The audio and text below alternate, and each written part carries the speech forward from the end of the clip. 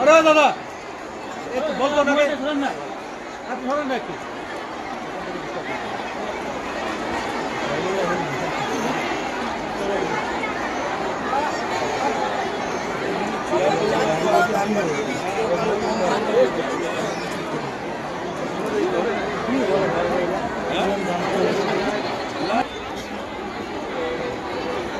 Sound একটু বাড়িয়ে দিবেন সাউন্ড দিদি মহিলাদের সাথে মহিলাদের পাশে প্রচারে পশ্চিমবঙ্গ তৃণমূল মহিলা কংগ্রেস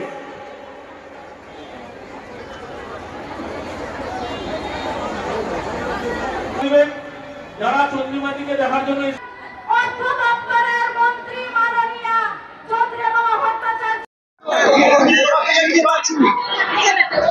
নির্বাচন চলে আসছে সামনে ছাব্বিশের নির্বাচন। আমি তো বললাম যে আমরা যে খালি নির্বাচনকে কেন্দ্র করে করি না, তবে অবশ্যই রাজনৈতিক দল সেই প্রত্যেক রাজনৈতিক দলের কাছে নির্বাচন একটা বড় পরীক্ষা থাকে। আমরা নির্বাচনকে 26-এর নির্বাচন সেটাকেও সামনে রাখছি, কিন্তু সারা বছর ধরে আমরা নির্বাচন না থাকলেও এইভাবেই কাজ করি এবং এইভাবেই থাকি। নির্বাচন আসবে এবং আমরা জিতবো। বাজেটে বললেন মহিলাদের সমান সমান, বাজেট নিয়ে বললেন বাজেটের অর্ধেকের প্রায় অর্ধেক বাজেটের যে অ্যালটমেন্ট তার অর্ধেক হচ্ছে মহিলাদের জন্য। সুতরাং মহিলাদের বিভিন্ন প্রকল্পের মধ্যে যেমন মহিলাদের আছে, সব নিয়ে আমাদের জেন্ডার বাজেট হয়। একটা আলাদা বই দেখতে পাবেন খালি জেন্ডার বাজেট, যেমন ডিপার্টমেন্টাল বাজেটগুলোর বই আপনারা দেখবেন, ঠিক তেমনি জেন্ডার বাজেট হয় দেখবেন সেখানে। এটা আমাদের রাজ্যে জেন্ডার বাজেটও বার করে। কি বলছি যে মহিলাদেরকে সমান সমান দেখা হলো, কিন্তু কয়েক দশক ধরে এই উত্তর দিনাজপুর জেলায় কোনোদিনও মহিলা বিধায়ক দেখা যায়নি। কি ভাবছেন এবার নিয়ে? আর সেটা তো কে প্রতিনিধি এখান থেকে দেবে উত্তর দিনাজপুরে, সেটা একটা জায়গা ধরে আপনি খালি মনে করবেন না।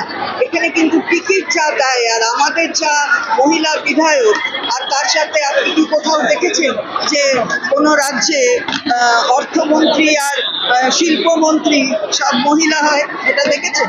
তাহলে টিকিট প্রতিনিধি সেটা দল ভাববে কোথায় কাকে প্রতিনিধি করবে।